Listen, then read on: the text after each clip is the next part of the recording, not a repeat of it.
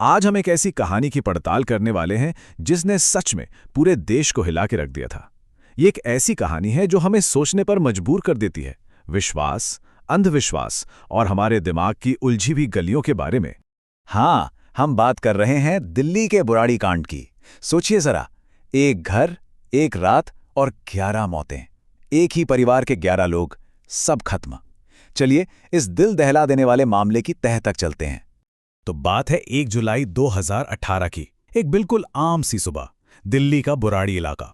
सब कुछ सामान्य था, लेकिन एक घर के अंदर दरवाजे के पीछे कुछ ऐसा था जिसने हर किसी के होश उड़ा दिए। जो मंजर अंदर था वो बेहद खौफनाक था। 10 लोग, परिवार के 10 सदस्य छत की एक जाली से लटके हुए थे। और ये कोई आम बात नहीं थी। सबकी आंखों पर पट्टी थी, मुंह पर टेप लगा था, कानों में रुई ठूसी हुई थी और हाथ पीठ के पीछे बंधे थे। साफ था, ये मामला किसी आम आत्महत्या या हत्या जैसा बिल्कुल नहीं था। अब पुलिस जब पहुंची तो उनके लिए ये एक बहुत बड़ी पहेली बन गया। क्यों? क्योंकि घर में लूटपाट का तो कोई निशानी नहीं था। कोई जबरदस्ती अंदर घुसा हो, ऐसा भी कोई सबूत नहीं मिला। और सबसे हैरान करने वाली बात, घर में किसी भी तरह की जोर जबरदस्ती या लड़ाई झगड़े का एक भी संकेत नहीं था। सब कुछ एकदम शांत था। तो सवाल यही था कि आखिर इस परिवार के साथ हुआ क्या? अगर कोई बाहर से नहीं आया, कोई लड़ाई नहीं हुई, तो फिर ये कैसे हुआ? इस गुत्थी को सुलझाने के लिए सबसे पहले हमें उस परिवार को जानना होगा। चुंडावत परिवार, जिन्हें उनके पड़ोसी प्यार से भाटिया परिवार भी कहते थे। और ये परिवार बाहर से देखने पर बिल्कुल एक परफेक्ट फैमिली लगता था। मतलब 3 पीढ़ियां एक साथ एक ही छत के नीचे बड़े प्यार से रह रही थीं। उनका किराने और प्लाईवुड का अपना अच्छा खासा बिजनेस था। आस पड़ोस में भी सब उनकी बड़ी इज्जत करते थे। कहते थे कि बड़े मददगार और धार्मिक लोग हैं। और तो और, इस हादसे से कुछ ही हफ्ते पहले घर में एक बड़ी खुशी का माहौल था। परिवार में एक बेटी की सगाई हुई थी। तो फिर सवाल वही है, ऐसे हंसते खिलते खुशहाल परिवार के साथ आखिर ऐसा क्या हो गया? जैसे जैसे पुलिस की जांच आगे बढ़ी ना, कुछ बहुत ही अजीब सुराग सामने आने लगे। और इन सुरागों ने इस केस को और भी ज्यादा उलझा दिया। सबसे पहली और अजीब चीज जो पुलिस को मिली वो थी घर की एक बाहरी दीवार पर लगे 11 प्लास्टिक के पाइप। अब इसमें अजीब क्या था? अजीब ये था कि इन पाइप्स का घर के किसी भी वाटर कनेक्शन से कोई लेना देना ही नहीं था।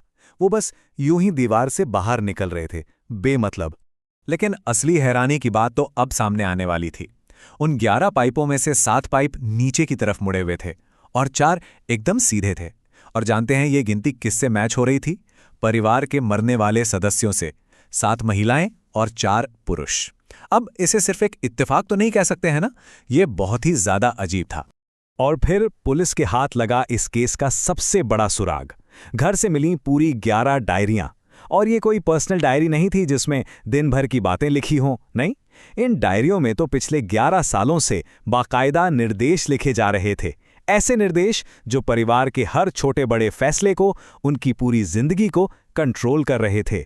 बस इन्हीं डायरियों ने इस पूरी भयानक कहानी का राज खोला। इन्होंने बताया कि सबके पीछे की वजह क्या थी। और इस कहानी के सेंटर में था परिवार का ही एक अपना सदस्य, एक ऐसा शख्स जिसकी हर बात को पूरा परिवार भगवान का फरमान मानकर पूरा करता था। तो देखिए, ये सब शुरू कैसे हुआ। साल 2007 में परिवार के मुखिया भोपाल सिंह जी की मौत हो गई।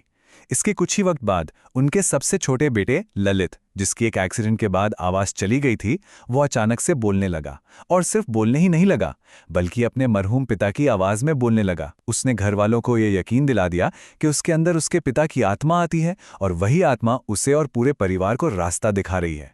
तो होता ये था कि ललित पिताजी के नाम पर जो भी कहता, पूरा परिवार उसे आंख बंद करके मान लेता था। और कमाल की बात यह है कि उन निर्देशों को मानने के बाद सच में परिवार के हालात सुधरने लगे। उनका बिजनेस चल पड़ा, घर में खुशहाली आने लगी। और बस इसी वजह से उनका जो विश्वास था वो धीरे धीरे एक अंधे अटूट विश्वास में बदल गया। उन्हें लगा कि जो हो रहा है पिताजी की वजह से ही हो रहा है।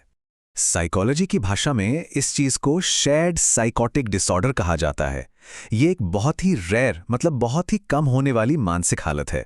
इसमें होता क्या है कि एक इंसान का वहम या भ्रम इतना ज्यादा मजबूत हो जाता है कि वो अपने साथ रहने वाले, अपने करीबी लोगों को भी उस झूठी दुनिया पर यकीन करने के लिए मजबूर कर देता है। और अफसोस की बात यह है कि इसी अंधे विश्वास ने उस आखिरी और भयानक रात की जमीन तैयार की। डायरियों में एक खास रिचुअल, एक अनुष्ठान का जिक्र मिला। एक ऐसा अनुष्ठान जिसे करने से परिवार को मोक्ष मिलना था। इस रिचुअल को डायरी में नाम दिया गया था बड़ तपस्या। परिवार को यह समझाया गया था कि इस तपस्या को करने से उनके पिता की आत्मा खुश होगी और उन सबको मोक्ष मिल जाएगा। लेकिन इस अनुष्ठान की जो बातें थीं वो सुनकर सच में रोंगटे खड़े हो जाते हैं। डायरी के हिसाब से परिवार ये मान ही नहीं रहा था कि वो खुदकुशी करने जा रहा है। नहीं, उन्हें तो पक्का यकीन था कि जैसे ही वो ये क्रिया करेंगे, आखिरी पल में उनके पिता की आत्मा आएगी, उन्हें बचा लेगी और उन्हें एक नई, एक दिव्य शक्ति वाली जिंदगी देगी। और इस बात का कि ये सब परिवार ने अपनी मर्जी से किया, इसका सबसे बड़ा और पक्का सबूत मिला सीसीटीवी फुटेज से। फुटेज में साफ साफ दिख रहा है कि परिवार के लोग खुद ही बड़े आराम से वो स्टूल और तार घर के अंदर ला रहे हैं, जिनका इस्तेमाल बाद में उस अनुष्ठान में हुआ। मतलब कोई बाहर का आदमी इस सब में शामिल था ही नहीं। तो बुराड़ी की ये कहानी हमें एक बहुत ही मुश्किल सवाल के सामने लाकर खड़ा कर देती है कि आखिर ये था क्या? क्या ये हद से ज्यादा भक्ति थी या फिर एक गहरा मनोवैज्ञानिक वहम? आस्था और अंधविश्वास के बीच की लाइन कितनी बारीक, कितनी धुंधली हो सकती है? शायद ये केस उसी का सबसे डरावना उदाहरण है।